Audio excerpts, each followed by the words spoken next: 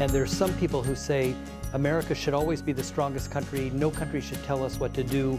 We should manage the rise of China. We should manage world affairs, that it's America's responsibility and destiny.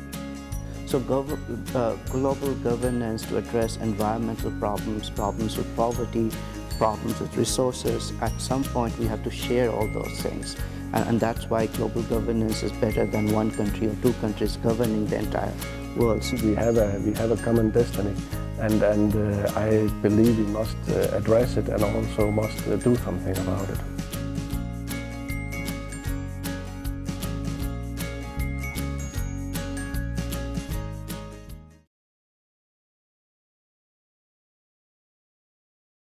I certainly believe within any environment we have a common destiny in the world. It's urgent that we collaborate to do something about the greenhouse gases and this whole aspect of it. And I think that it's also urgent that we collaborate on technological development between the countries, agree we have a common destiny. And I believe we must address it and also must do something about it. I mean, it means in the Asian region and in the area around China, kind of creating a sense of shared challenges and opportunities, and the idea that everyone has to look after their emerging middle class, because these are the most, kind of important group for economic growth and for stability. The more you get into the middle class, the more stable I think your societies are going to be becoming. But I think common destiny, when you talk, again, on a security or political level, means different things across the region. There's no common framework at the moment. But that's why I think that the huge issues with terrorism in the Middle East, the ISIS particularly group, does give an opportunity to kind of create more of a common framework for security cooperation, which hasn't existed very much before.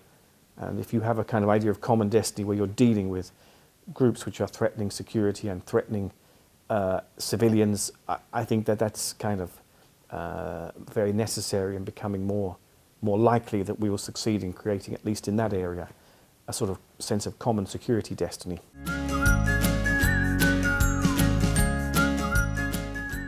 Well, I think that China recognizes that China's a huge country, but what happens in China influences countries in the region and the whole world.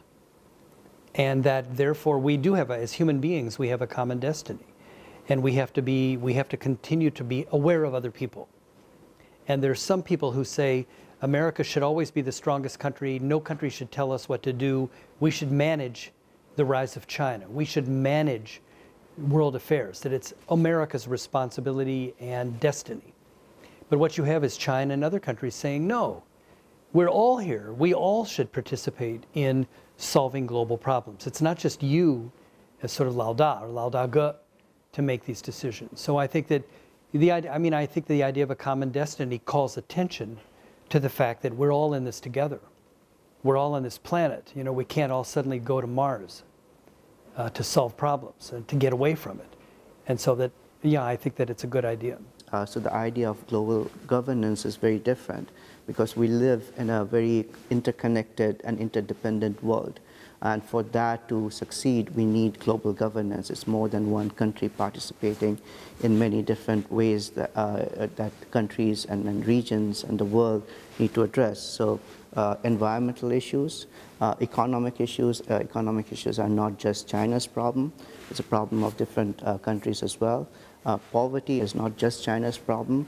Africa faces this problem as well. I come from India. India has that problem as well. So global governance to address environmental problems, problems with poverty, problems with resources, at some point we have to share all those things. And that's why global governance is better than one country or two countries governing the entire world. So I think that's a very positive idea. And we see this with the AIIB Bank or even the BRICS Bank. This is a trans-regional way of governance to providing money to different places which need investment in infrastructure, development in Asia, in Africa, and other places. So the One Belt, One Road part is a very important idea where various regions get connected and develop together. And I think that's the basis of the One Belt, One Road is a developing countries coming together and achieving a goal together.